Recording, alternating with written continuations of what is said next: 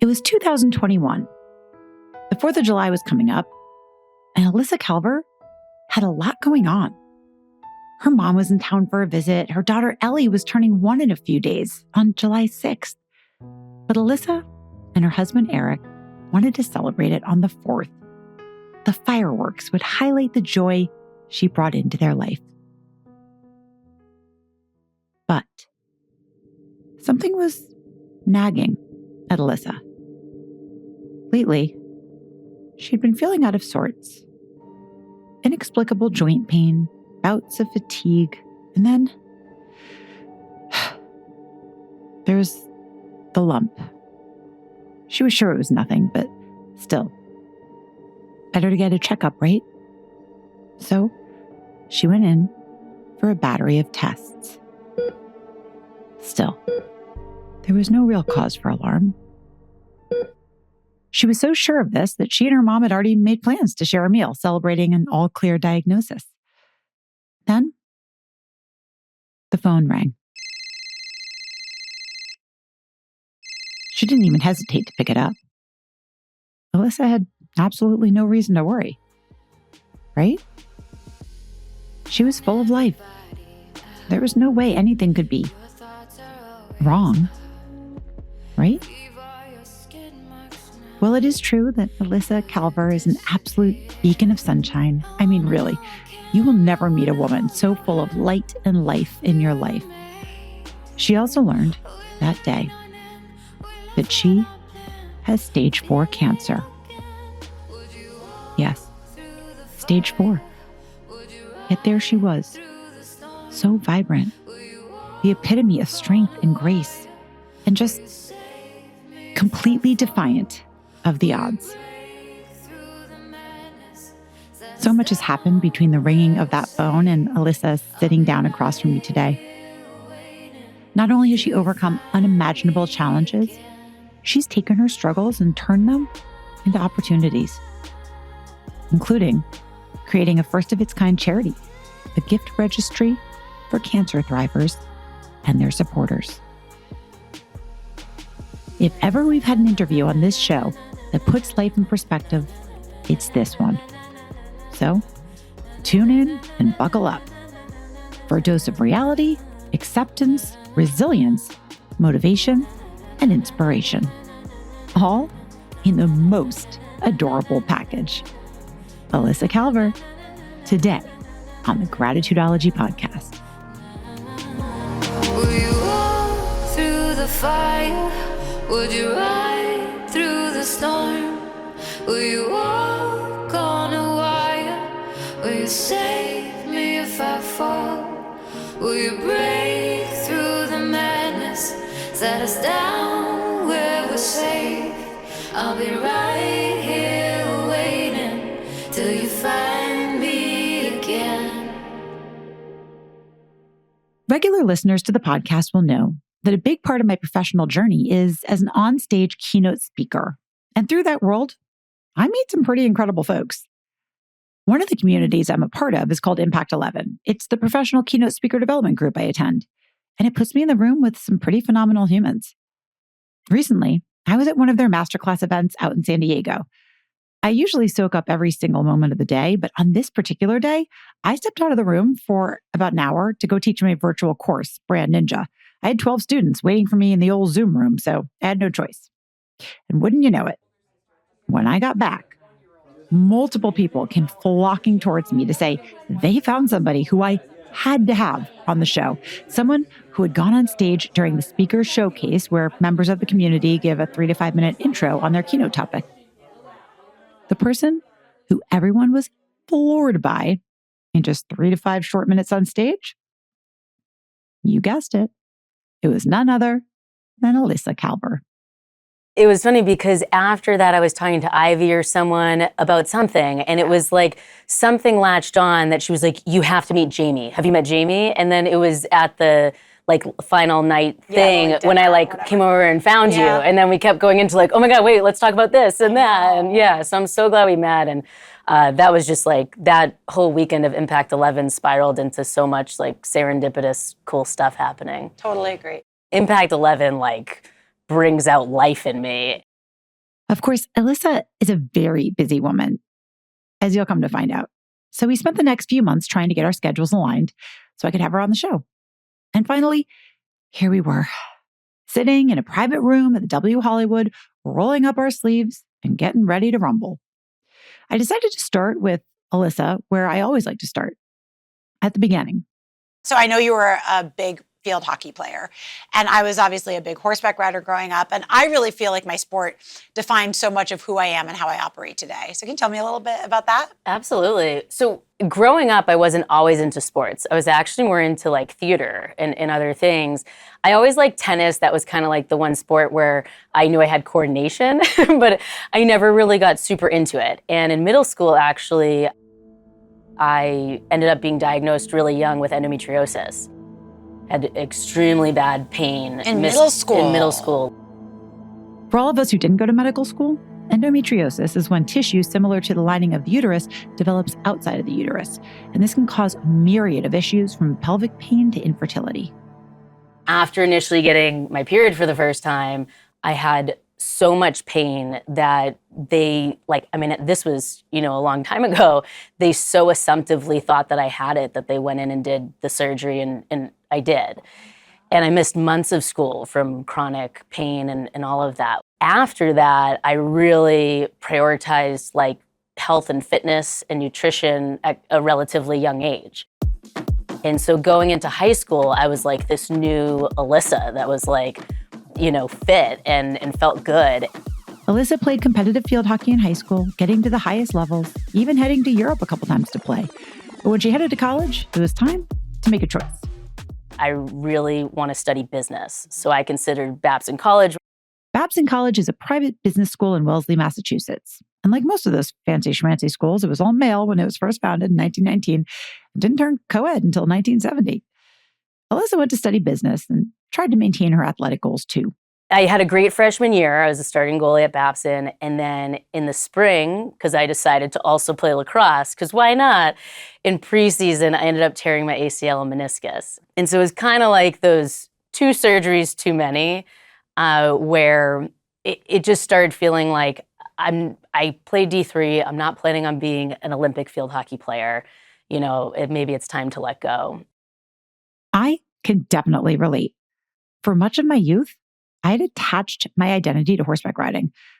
But after 2 gnarly accidents in a row, one where I crushed my tibia and fibula, resulting in a rod, a pin, and 6 screws reconstructing my leg, followed by a second fall that broke my face. Yeah, you heard that right. I said my face. I found myself at 22 looking in the mirror at my reconstructed nose and wired shut jaw, being like, was this just a really great hobby? Or am I actually planning on doing this professionally? Because I'm kind of tired of spending life in recovery from a riding accident if this isn't going to be my career. It had never even occurred to me that there could be a life without horseback riding. So I know the pull of trying to figure out when it's time to close a chapter and move on. I started looking at okay, what have I studied in business that I enjoy the most? And I was really always drawn to sales. Elissa wasn't just drawn to sales. She was a sales machine. Right away, she won the national sales competition in Atlanta. And you basically go in like a room like this that's set up as like an office. And then there's cameras where people are like different C-level people and stuff who like volunteer to do it. And it's kind of a cool like recruiting thing too, to be able to network and get jobs. That's cool. It was really neat. It was so fun. We had a really great time. And that was kind of where I was like, okay, I've like found my thing. Like I never liked like the accounting classes and you dive into that so hard in business school. I was like, this is like fun. This is like being on a sports team again. As Elissa continued to explore her post-college professional options, she took an internship that would change her life and her desired geographical home base forever. Going into my junior year, I interned at BMI, the music company, for PR and marketing. And I just loved LA. There was just always fun things to do. Like, I think that I really thrive off of the energy of other people and getting to do things. Even going to movies here is like more of an experience than elsewhere. And you'd walk, I lived at UCLA on their campus for the summer, and we'd randomly be walking around Westwood and there'd be, Hairspray movie premiere was happening. And you're like, where does this happen? And I had never been exposed to that really. And so I just felt like, wow, I can just come here and I can figure it out. There's so much opportunity for networking. The second graduation took place, Booked a one-way ticket the week after I graduated from Babson. And I actually took a semester off and took classes at Mass Art in Boston for production editing and worked at a production company for a semester. But I kind of explored this totally different realm, which led me out to LA, but then circled me right back quickly into sales. And that's really where my whole career led me to. So I met my husband in college. Oh. Yeah, Eric went to Berklee College of Music. Oh. So it's funny because he went to we both went to very specific schools. Yeah. For the most opposite things. Right. I went to business school, he went to music school.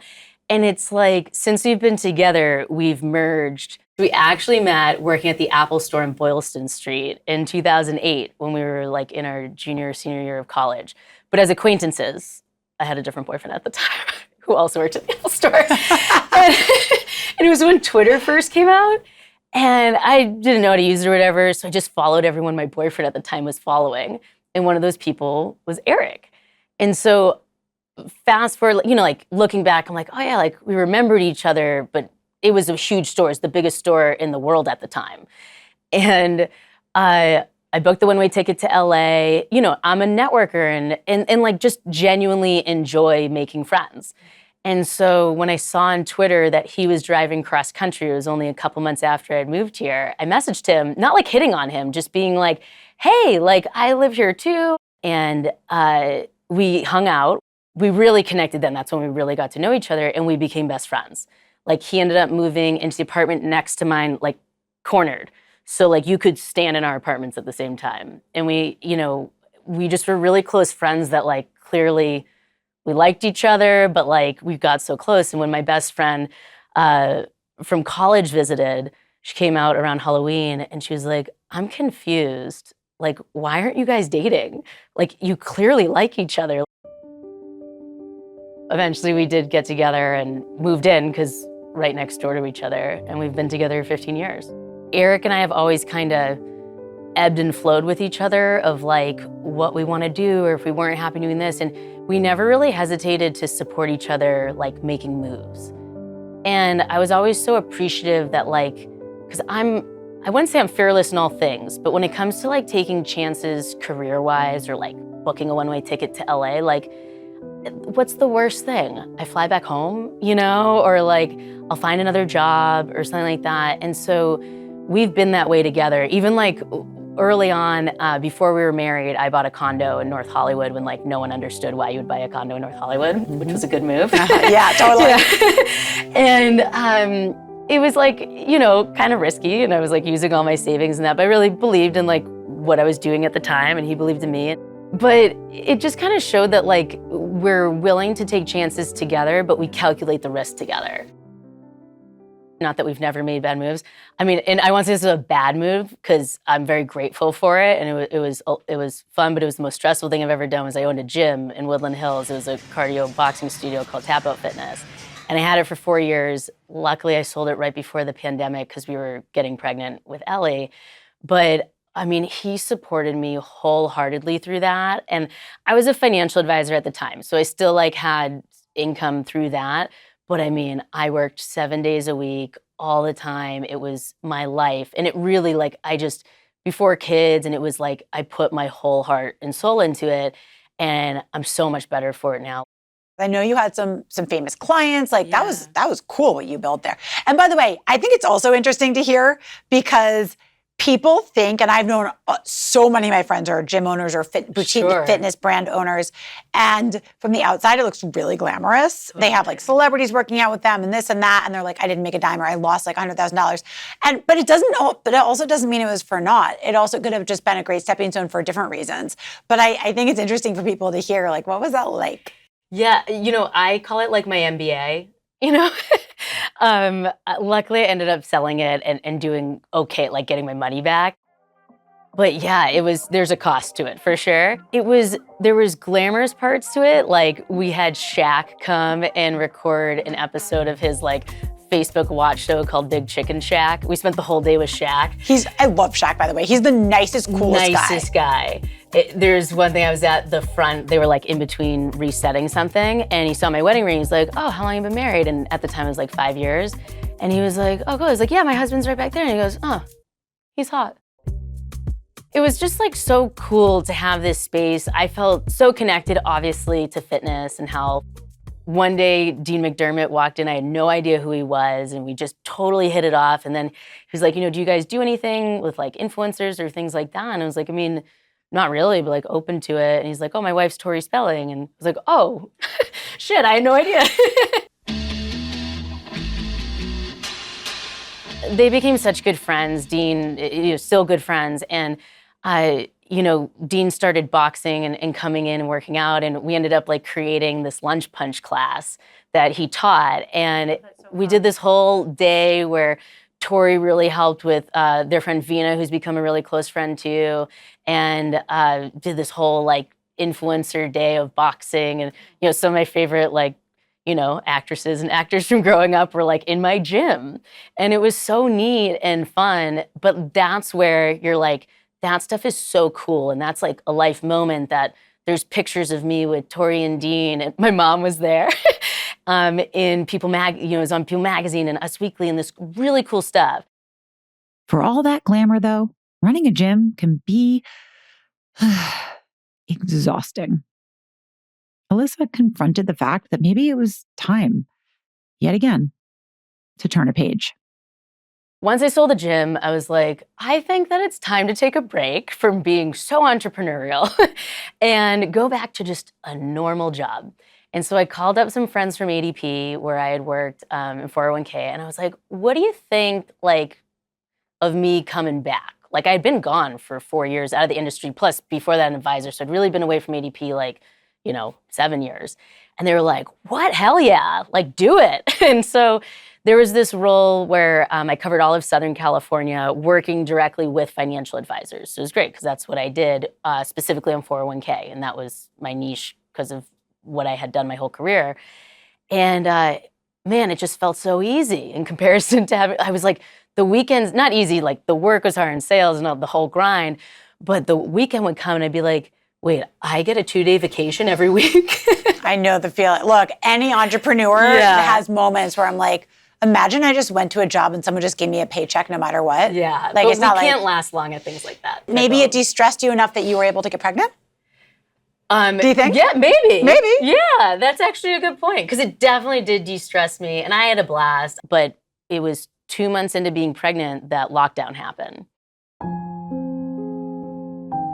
And I remember just feeling very scared, like I'm pregnant, I'm gonna have to go to doctors and all these things. We had no idea what was going on. But on the positive side, I was home all day rather than driving around all of Southern California, which was fun for the time, but there was one morning before that I had to pull over on the highway and throw up because of my pregnancy. Of course. So I had all this time back because all of a sudden, everyone was okay with doing virtual meetings. For, normally when you sell a $10 million 401k plan, before COVID, they're not meeting with you over Zoom. And now they were. And it was really wild. And even at a time that things were so uncertain, they were prioritizing employee benefits. That was where 401k conversations were still happening strong. So I ended up doing really well from home and having a lot of time to relax. But I started just feeling like, what am I doing? And for the first time, I used the word feeling like a failure. And I had never felt that way before in my career. And I felt like I took this huge leap and opened a gym. I risked everything for that, got out of it somehow above water. And now I'm selling 401k like I did years ago. And there's nothing wrong with that. It's a great career. It just wasn't for me. And I'm like, I love sales. So is it that I want to sell a different product or what is it? And I remember I was going to my friend's bachelorette party in Arizona. I remember the whole way just feeling really down and I couldn't put my finger on it. I didn't know what I wanted to do next. I felt really off. And it was only a couple months after that Eric ended up finding my lump. After I had Ellie and gave birth to her, she was born July 6th of 2020. And that was like when there was like a little uptick. After I had her, I immediately, like, especially because of COVID, I started playing tennis again, because like that was one of the things we could do outdoors. And at first, like, I felt good, and I felt like I was in really good shape throughout my pregnancy because I had all this time at home to work out, and I kind of turned towards that. But then I started feeling really off. Like, I would go to play tennis, and like a half hour into the match, my feet were going numb.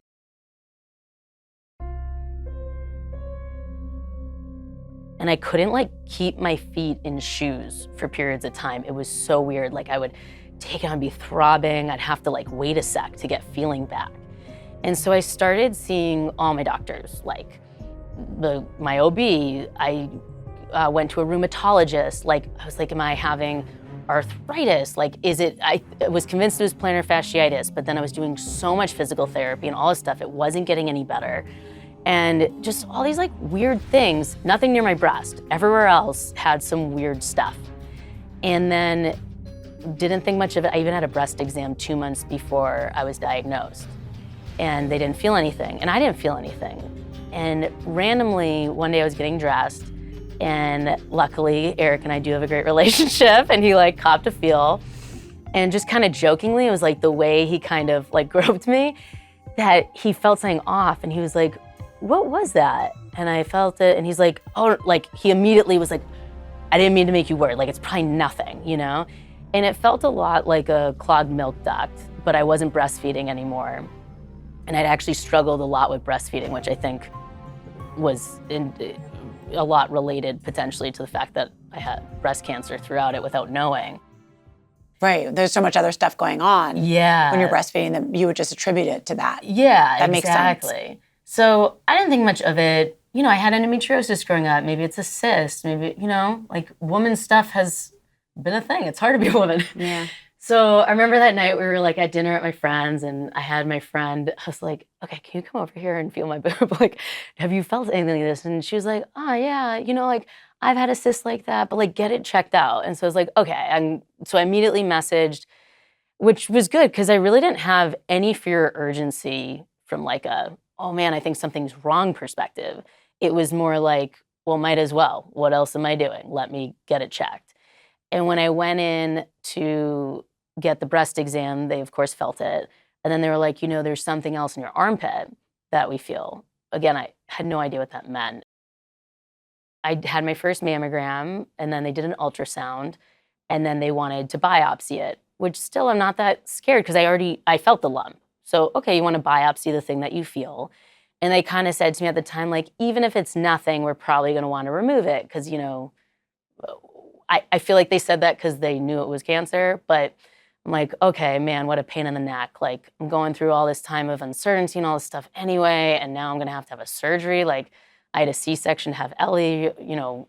And so I kind of went into it like, okay, no big deal.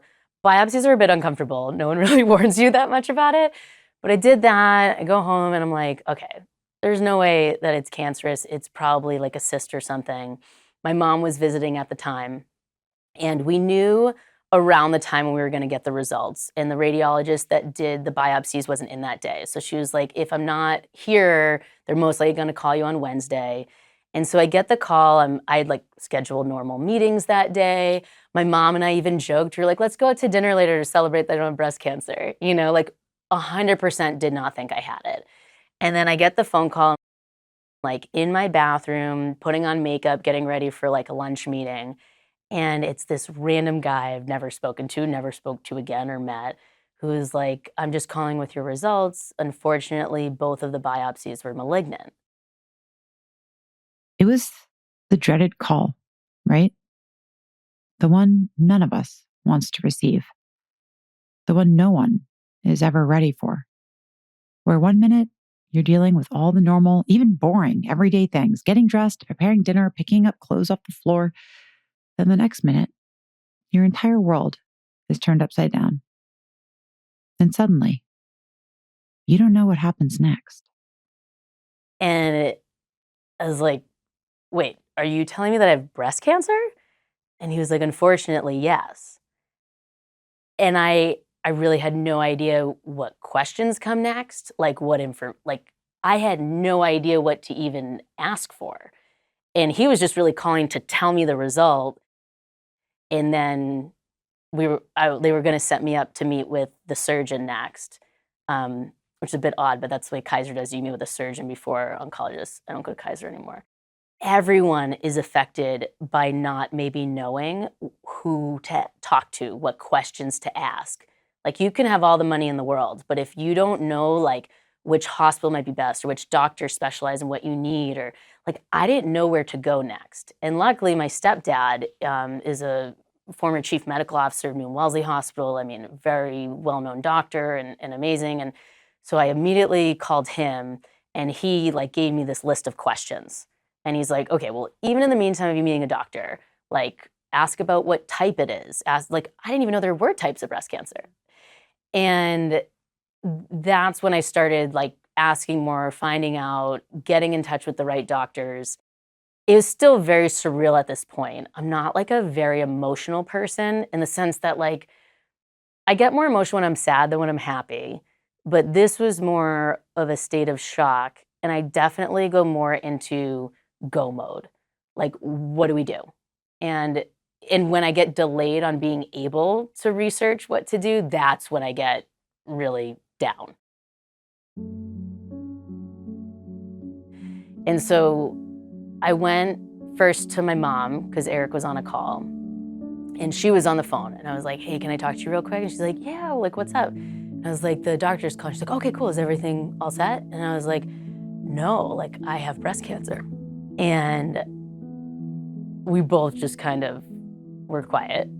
My mom like didn't know how to process this, because we were so convinced I didn't. And we just kind of paused, and then this awkward silence of like, I've never said this before. That's the first time I've ever had this experience. And I filled it with like, it's okay. Like, I'll do whatever it is that they asked me to do. Like, whatever it is, we'll do it. And like, I got this, you know? And then kind of went down to Eric, and we just like hugged, and he started crying, and we just like didn't really know what to say. And we all were like, okay, let's keep calling the people we know who know what to ask for and what to do next, and go that route. So I moved fast. Like, that's just how I am. After I told my husband, I was like, okay, like, I don't want to like sit and sulk in this. I'll feel better if we start making calls and figuring out what to do next. And in my head, I'm still thinking like, okay, I have breast cancer. We're going to cut it out, remove my breast, whatever it is you have to do, like, I'll do it, and let's move on. It's going to be a really weird year, and we'll get through it. And it wasn't until later on I got them to get the surgeon on the phone. So I remember being in the car with my mom when the surgeon finally called us back. And she started going through the type. I have HER2 positive, ER and PR negative, so it's hormone negative, and explaining that we would start with chemo before surgery. For some reason, like, in my stereotypical mind of breast cancer, you have your breast removed, and that's the answer. And that's not the case anymore. In a lot of cases, you usually do chemo first, if you're going to do it, to shrink everything first. And it was when she said it would be about, 4 months of chemo, and, and kind of talking through it, and I kind of went blank, and then I go, whoa, wait, like, so I'm like a cancer patient. Like, I'm gonna like lose my hair? And like, she's like, well, yeah, she's like, we're gonna like fight this. And it was comforting that she was on board to fight it, but it also was like, whoa, like, I have something that I have to like fight. Like, I don't know. I didn't think of it like that. That's not the instinct that I had. And in hindsight, I'm glad that I was so naive.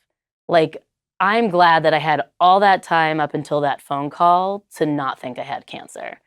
And I try to do that even now with ongoing scans. Like, there was nothing that would have changed had I been stressed. And I'm glad I wasn't. But once we dove into the actual treatment, like, shit got real. Mm-hmm. So walk me through the treatment. But before my mom went through cancer, I knew what I saw on like the doctor shows.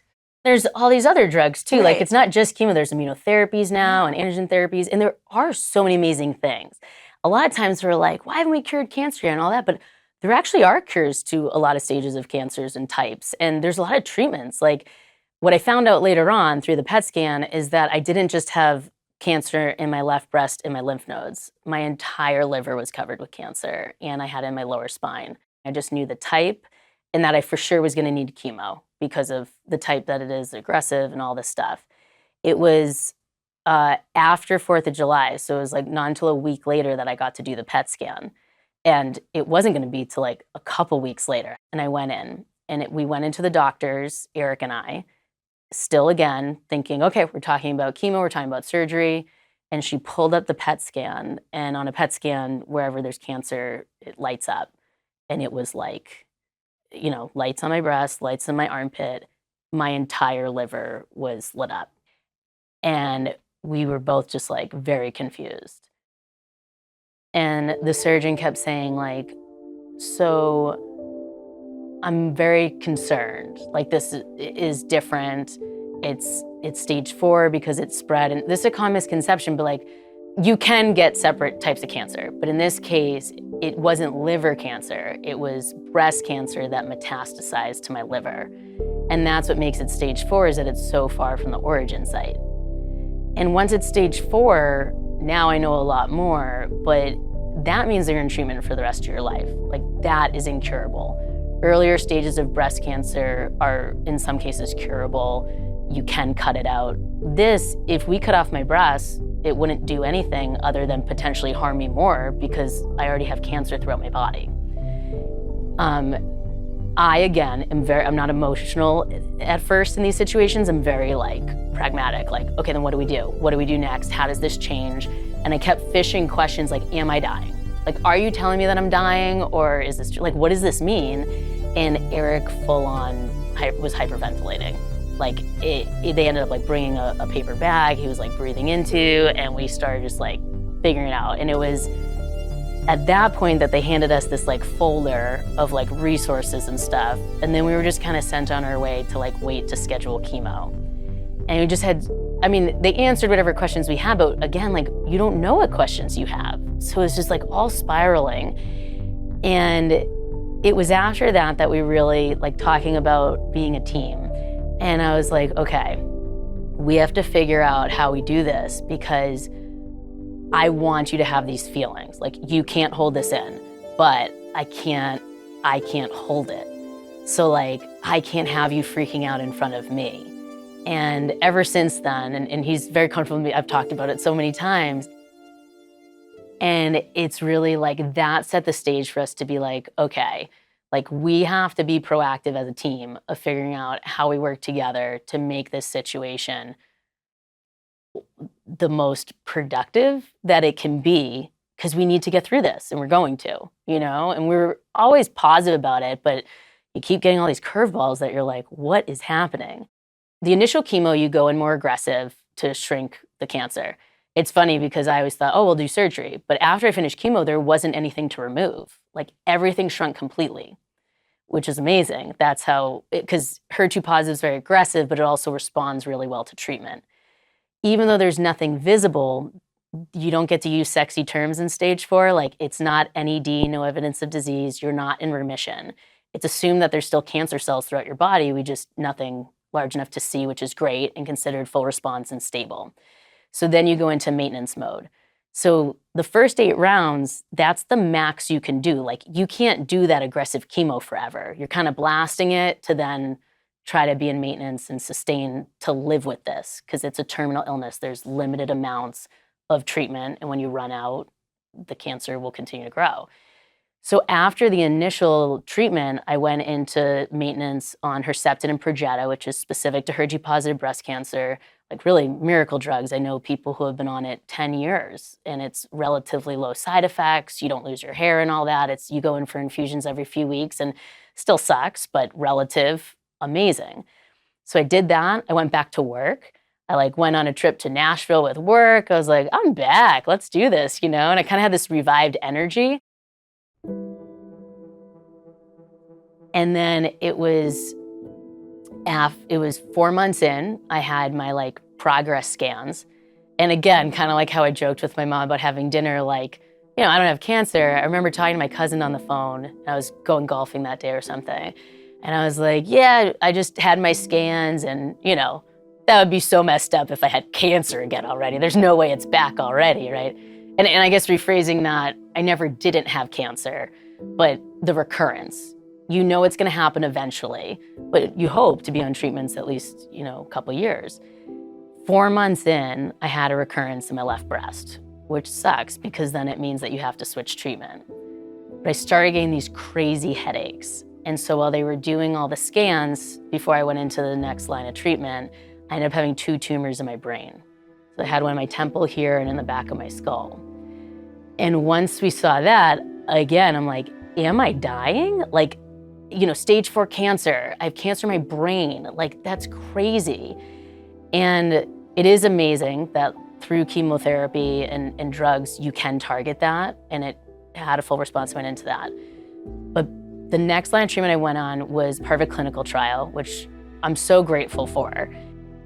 It is 2 FDA-approved drugs called Enhertu was the chemo and tucatinib, which is an oral drug.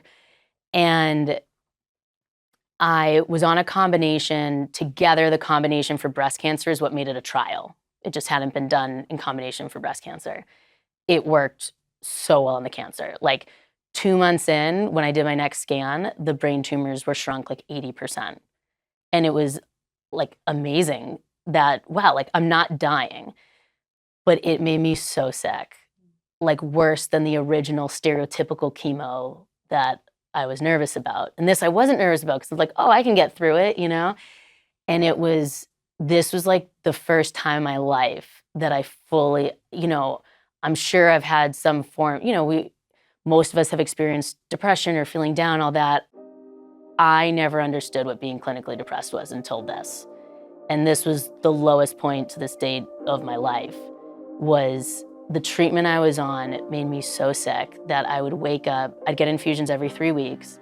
For about 2 of those weeks in between, I would wake up every morning throwing up. Like I couldn't wake up and take my daughter to school. I took meds to be asleep all day. Like the nausea stuff that worked before and the original stuff didn't work anymore. And I'm goal-oriented, I'm an athlete and all that. This is indefinite. You're trying to be on this as long as you possibly can. And I was fighting so hard to stay alive because that's what I promised to everyone else that I was gonna do and what I thought, you know, oh, I'm gonna fight this and I got this. But I was fighting so hard to stay alive that I was like dying. Like I was a shell of myself. And I would lay in bed and be like, I don't know if I wanna live, which is so wild when you're like fighting for your life. And it was hard. It wasn't that I was afraid to speak up about it, but I was afraid to speak up about making a change that I knew was so risky. And I didn't know that I wanted to change. So it was like in this spot where it was just increasingly getting worse. I like couldn't talk without crying, which is so unlike me. Like I didn't even cry when I got diagnosed with cancer. I didn't cry when they showed me the PET scan that I had stage 4. But this was like, I realized I really wasn't afraid of dying. I was afraid of not being able to live. And that's where, you know, it was the hardest point and the lowest point in my life, but it's the point I'm most grateful for. Because that's where I feel like I truly understand the difference between surviving and thriving, or staying alive and living. And I didn't think the bar should be lowered for me to just survive. Like that felt so unfair. What does your shirt say today? Thrive. Yeah, so it was 2.5 years ago that we found the brain tumors. Yeah. And then I was on the treatment for 6 months. Okay. So your daughter was 2. What that was like did Eric really step up? Did you have family step in? Like, how did you pace that with a little one? Yeah, I mean, Eric's an amazing dad and husband, of course, and he really stepped up. When we needed more help, my mom would fly out, you know, my stepsisters came out at one point. Like people really, of course, rallied around. But again, I moved across the country. So all my family's on the East Coast in Boston. Of course, our friends here and all of that. But even with everything being handled, as much of work and stress that was, putting that aside, literally just being was so uncomfortable.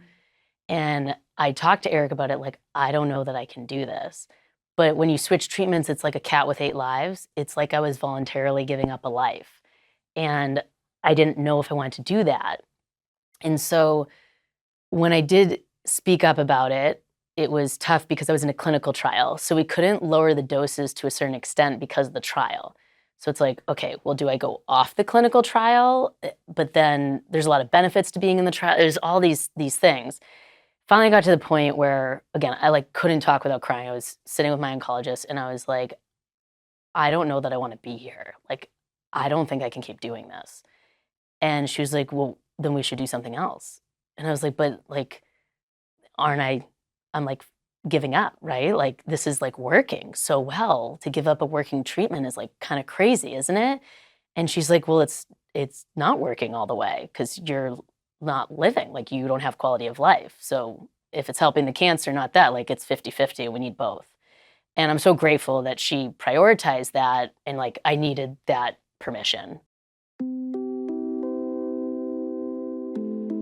I just needed someone to validate outside of my family. Like, of course, everyone cares about you, but then they're fearful. They're like, like they want you to feel better, but they also don't want you to die.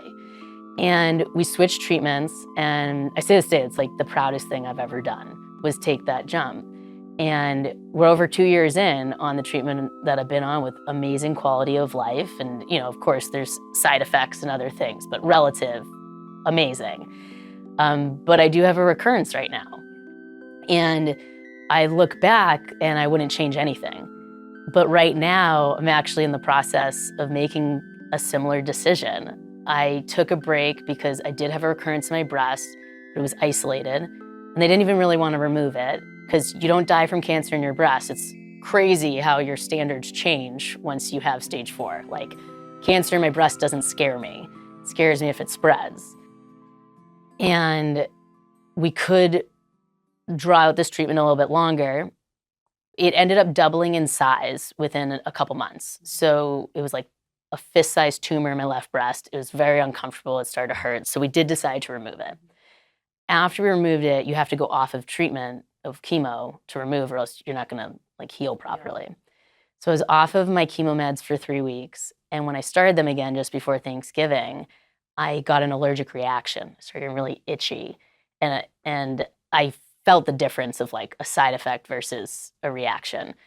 And I called my oncologist, stopped immediately, went on some steroids and all that. And I met with the allergist, my oncologist, and there's cases of people desensitizing, like doing small doses to go back in and take it. And that's what I've been doing this past 2.5 weeks. I'm like at the tail end of this.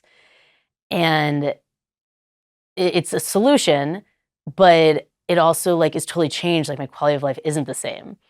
I'm having like chronic fatigue because my body's like fighting to stay on this medication that it's really not liking.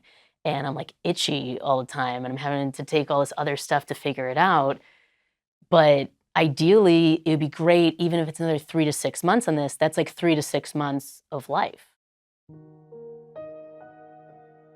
When you look at the big picture, and hopefully I live a full life and this hopefully metastatic breast cancer becomes a chronic disease instead of a terminal one within my lifetime. You just want to keep being alive long enough for more treatments to come out. And I just think back to that and I'm like, well, I'm not violently throwing up, right? But I have this baseline feeling that's not me and I'm not living anymore. And when I met with my oncologist at my infusion last week, we started talking, I started crying. And I was like, I haven't done this in 2 years. Like I haven't talked without being able to cry since that point where I made that critical decision to like save my life of living it. And even though I know that, and I even look back at like videos of me talking about it and articles I wrote about it, it's still such a hard decision to forego it and move on to the next one.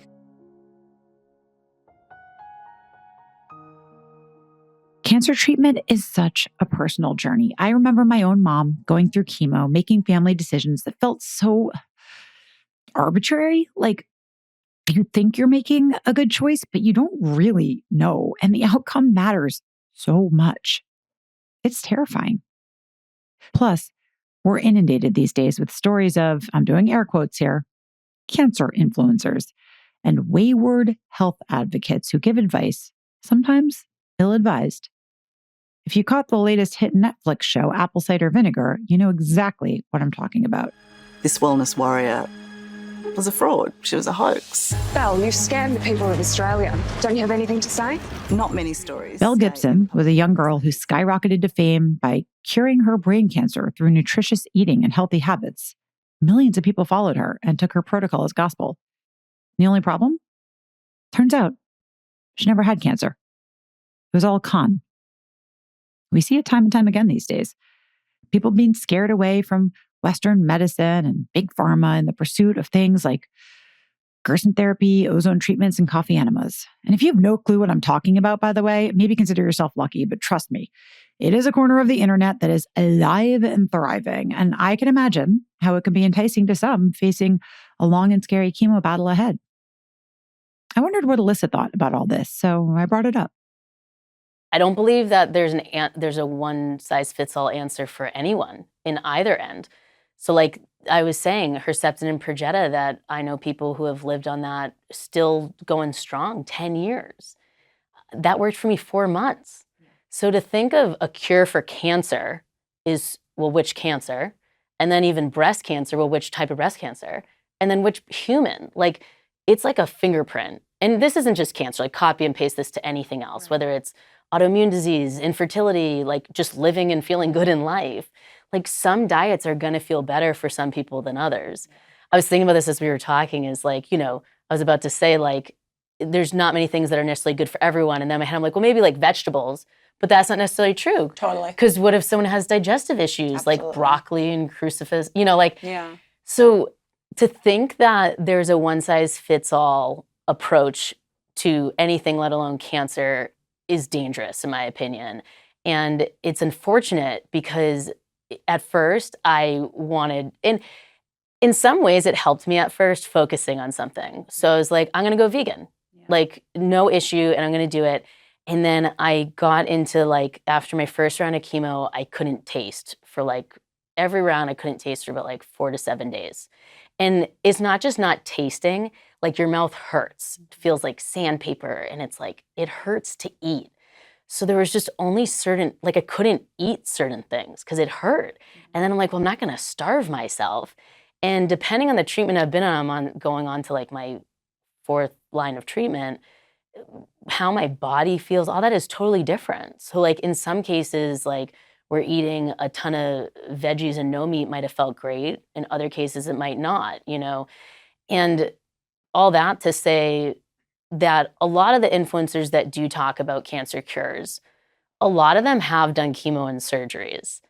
But a lot of times people will maybe do part of the treatment and then they'll say like, well, I rejected the chemo.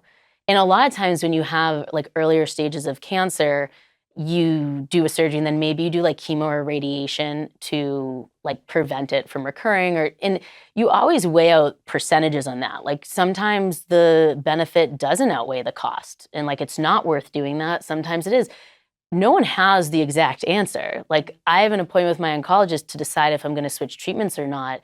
She's not a fortune teller. Like she doesn't know which one is the right choice. She has all the information to educate me and for us to make a decision as a team on where we want to go next. But like, man, if we knew all the answers, then we wouldn't be losing people to cancer, you know? So while I think this goes with positivity too. So like diet, fitness. And it's like everyone's doing what they think is best for them. And like, that's all we know, right? As moms, as people, as, you know, like in anything we do. But also, I don't think that being positive is gonna cure me. That's not why I'm positive. I'm positive, one, because it's who I am, but also because like I enjoy life a lot more when I'm having fun and being positive. Yeah.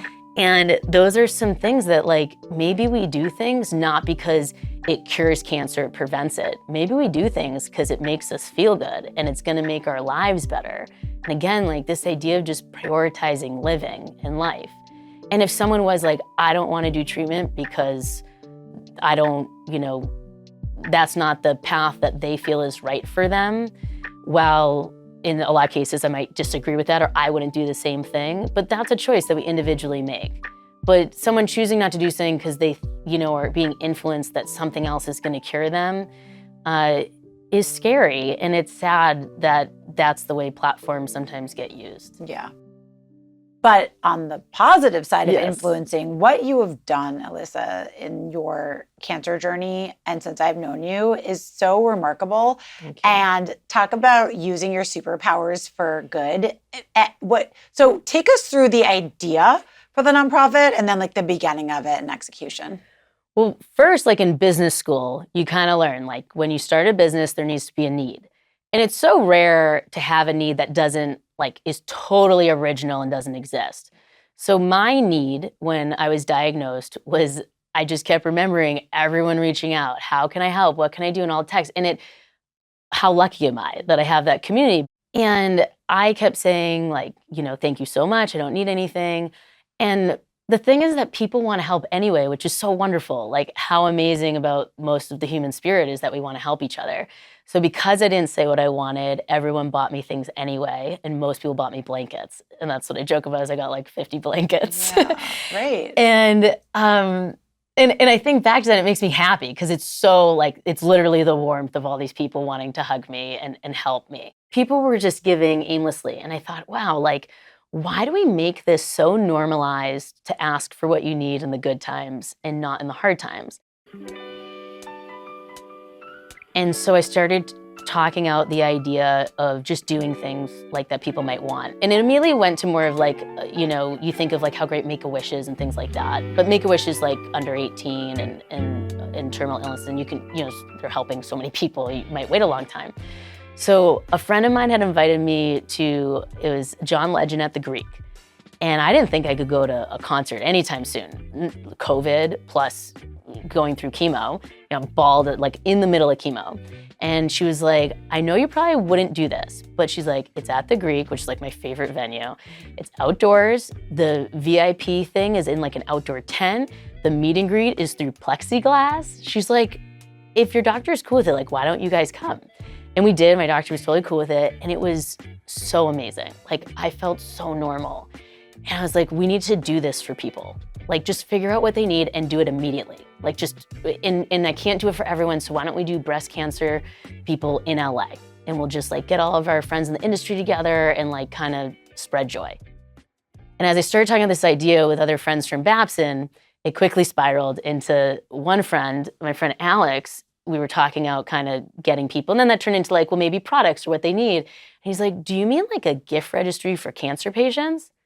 And I was like, and my friend Alex and Alexa, both my friends from Babson who are married, and we both gasped oh my God, no, that's so much better than what I was thinking.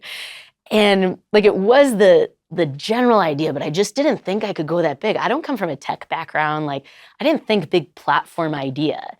And once we started going that direction, I just dove in hard. I mean, I had calls all day, every day, and it was the best distraction. It's still, to me, the biggest gift and silver lining of this experience is getting to do this. How do we make this happen? And my initial thought was to reach out to Babson alumni and products. The first partner is Bombas socks. The founders went to Babson. And I love Bombas, particularly during chemo, because there's no seams in the toes, and I get cuticle infections depending on the treatment. I started having those meetings too. And what it came down to for me, this needs to exist now, and I'm gonna just go raise the money myself. And so I started a GoFundMe for the nonprofit idea. And I was gonna do it for 10, 20,000. And friends were like, Elissa, it's not enough money to start a business. Yeah, it's a nonprofit tech startup, essentially what we're doing. Yes. Once I realized that it hadn't been done before, I figured out where I would need to go to start doing it. I started calling all the teammates, right? So if I'm the goalie, I needed the forwards and the defense and all that stuff. And so I needed the web designer, the web developers. I needed to figure out from a marketing perspective how this should look. My friend who had lost her mom to metastatic breast cancer made our logo, the W and the We Got This. I don't feel alone with the people that I choose to surround myself with. And that's when it all kind of started coming together. And I just dove in. And I did the GoFundMe for a $100,000 goal. And I was so scared because I was like, I can't take a loss right now. Like I need to win. And if we come short, it's still going to be like amazing. Like say we raise $40,000, $50,000, that's amazing. But I'll feel like a failure. We ended up surpassing the 100,000. In fact, after that, the first fundraiser I ever did, planned on my own, was a golf tour in my hometown of Andover, Massachusetts, in between radiation on my brain and chemo, because I started planning it before I knew I had the brain tumors. And then everyone was like, it's okay, you don't have to come, like we'll run it for you and it'll be fine. I'm like, I'm coming. It was a mandatory break anyway in between. We ended up raising another $100,000 at the fundraiser. So we're very close to hitting the $1 million mark. It fills your cup. Like more than anything I could have imagined. And talk about like how sales has always been my thing. I sell the coolest thing now that everyone wants to be a part of. And it's so fun, like, when there's a product that like Squishmallows was the #1 registered thing for on our registry. And I didn't know anyone at Squishmallows. So I was like on a podcast with my friend, was Worthy for 30 podcast. And he was like, what product have you not gone in touch with that you want to? And I was like, I just can't find someone at Squishmallows for some reason. Like anytime we talk to someone, all the companies are very gracious and want to help out. And within the week, we got Squishmallow on the line and they donated 100 Squishmallows that we gave away around Giving Tuesday. Tell me a few of the stories, because I have watched from afar. Obviously, we're on two different coasts of the country, and I just watch on social media as you were just slaying incredible event after incredible event, because so many people want to partner and help and be a part of this incredible mission that you've created. It's true. Since the day we met at that conference, I had continued to watch Elissa's journey from afar, and all that she was accomplishing was simply incredible. For example, one day I saw her Instagram post pop up stating that she was partnering with none other than... Oh, hey, it's me, Blippi, and look where I'm at. Whoa! That's right. If you're a parent, chances are you know this guy. Blippi is a cultural phenomenon, and when his team heard what Elissa was up to, they were in. So the Blippi event was really fun because it was an opportunity to bring in awareness, to bring in fundraising, and to give back to children affected by cancer. And I didn't think of that initially. I reached out to the Blippi team and was like, could you guys maybe donate like an hour of time, maybe while he's shooting, and we could bring some patients and stuff. And they were like, well, hey, if we're gonna do it, let's do like a 10-hour day. And I was shocked. And so we got, a location to do it. We did the event. And that theme kind of trails over into, I hear a lot from people like, how are you doing this many things? And when I like zoom out and look at it, it is a lot of things. But it's because the overflow of like goodness that you kind of cultivate together, that's where I feel like I've gotten really experienced over these past few years is like, okay, if someone, we recently got a huge donation of Legos through Lego and Viewpoint School in Calabasas. And we did a whole building day at Viewpoint with all the kids making Legos that we delivered to patients. And we started delivering the built ones with the unbuilt ones to give them options. Maybe they can't do it themselves, neuropathy, or they have a kid at home, or they want to do it while they're sitting there getting their infusion. But we've done like 5 different activations with the Legos since. We donated a couple 100 boxes to the Concern Foundation for their pediatric cancer holiday party. We've gone to multiple infusion centers, including my own. I showed up to chemo with all these Legos for the nurses and the patients. And it's the idea of like taking something that is going to be donated or thrown out in some way and creating the biggest impact possible. Like even just this past break for the holidays, like I am itching to get back into things because it's what like fuels me. The idea that I can make such a bigger purpose, not only for myself, but for like the cancer community as a whole, hopefully, is like, again, it's just such a gift that I never would have imagined coming out of such a terrible thing. anytime we talk to someone, all the companies are very gracious and want to help out. And that's what I started realizing is like, I want to redefine success. I want to redefine what it means to beat cancer. Making the biggest impact in my lifetime is not something that I ever really thought about when I was selling 401k or even the gym, where I do realize looking back and having so many friends still from it, like I'm so grateful for the impact that I was able to make. But now being conscious of it, it's like every opportunity that I get, every person that I meet is an opportunity to like exponentially help people everywhere affected by cancer and like really change the cancer world, hopefully, in the way that lets us live. You know, we need to stay alive and we need chemo and the meds to do that, but just as important and along the way, we deserve to live. Yes. What an inspiring story. Elissa Kalver, who proudly describes herself as a cancer thriver, has truly shown another beautiful expression of gratitude in the face of impossible odds. It's such a valuable lesson everyone needs to hear. If you want to learn more, you can pick up her book, We Got This: How I Learned to Thrive with Terminal Cancer. And if you want to give, go to her nonprofit website, wegotthis.org. And of course, you can follow her on Instagram at Elissa Kalver, ELISSAKALVER. And in honor of Elissa and all other cancer survivors and thrivers, we urge everyone to get their regular checkups. Forewarned is forearmed. Stay healthy and beautiful and grateful. That's all for today. Remember, if you like what you heard, if it impacted you in any way, and if you think it's a message other people in your life might like to hear, I'd be so grateful if you'd give me 5 stars, leave a quick little comment. Those things really help. And share this podcast with your friends, either on social media or just word of mouth. I'm on a mission for us all to help each other focus on expanding our attention towards what's good in the world rather than focusing on what's bad, one person at a time. If we all did that, even to our own little sphere of influence, the world has the potential to be a much more radically awesome place. Stick with me, friends. I've got your back. We're in this together, and it's a great day to see the greatness in the day. See you next time. The Gratitudeology podcast is written, executive produced, and hosted by me, Jamie Hess. Sound design and studio production by Gotham Production Studios. Our theme song is Maze by Hills, sung by Nadia Ali. And don't forget to follow us on Instagram at Gratitudeology. Break through the madness, set us down where we're safe. I'll be right